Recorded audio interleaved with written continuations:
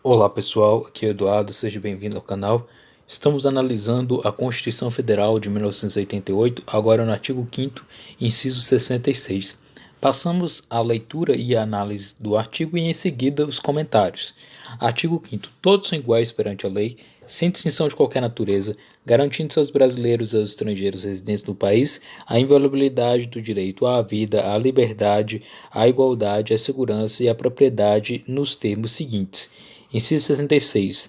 Ninguém será levado à prisão ou nela mantido quando a lei admitir a liberdade provisória com ou sem fiança.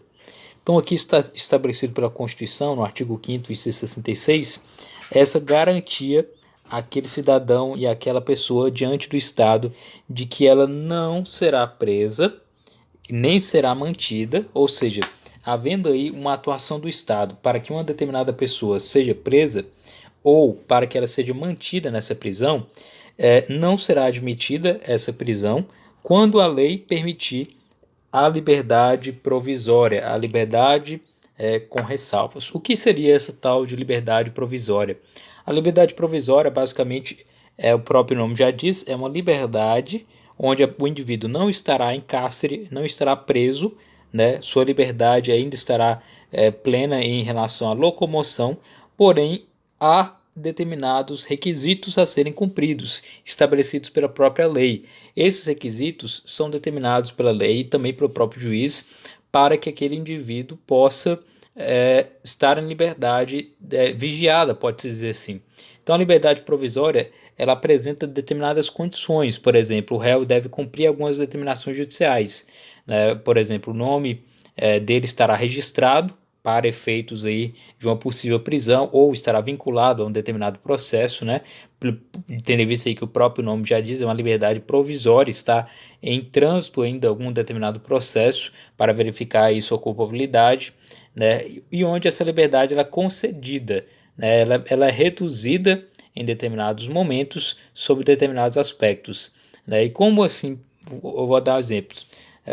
Por exemplo, o juiz determina que o indivíduo ele está em liberdade, porém não poderá sair de determinada cidade, ou ela não pode sair do país, tendo aí requisitos de comparecimento, por exemplo, frequente, né, a certos lugares, ou mesmo em relação ao próprio juiz, né, comprovando que ele está em determinado local, proibido de frequentar determinados lugares por sentença, por exemplo, o juiz pode determinar que aquele indivíduo não compareça mais em bares, ou pode determinar que o indivíduo não compareça mais em uma determinada residência, etc. Então é uma liberdade vigiada, é uma liberdade que está sobre condições legais impostas pelo juiz, né? Isso faz com que esse indivíduo permaneça em liberdade, não permaneça na prisão, porém ele sofre essas condicionantes que vai ser estabelecido pelo juiz, né? Além disso, essa liberdade provisória ela pode ser estabelecida com ou sem fiança, ou seja, você vai pagar um determinado valor ou mesmo entregar um determinado bem ao Estado para que você tenha essa liberdade. Então, havendo a possibilidade de ter uma liberdade provisória, seja ela com fiança ou sem fiança, né? Ninguém será considerado preso, nem será mantido preso, se for possível essa tal de liberdade provisória. O próprio artigo 310 do Código de Processo Penal estabelece, né, que ao receber o auto de prisão em flagrante, o juiz deverá, fundamentalmente, no inciso 3, conceder liberdade provisória com ou sem fiança. Então, o próprio artigo 310, inciso 3 do Código de Processo Penal já determina, cumprindo aí o próprio requisito da Constituição, de que ninguém pode ser preso ou ser mantido preso se for admitida aí pelo juiz a liberdade provisória com ou sem fiança. Isso é uma medida para a proteção do indivíduo, para a proteção do cidadão e também é uma medida para que não ocorra o encarceramento desnecessário, uma vez que o juiz ponderando aí várias circunstâncias e determinando que aquela pessoa não tem a necessidade de se manter presa, né, ele irá determinar essa liberdade provisória.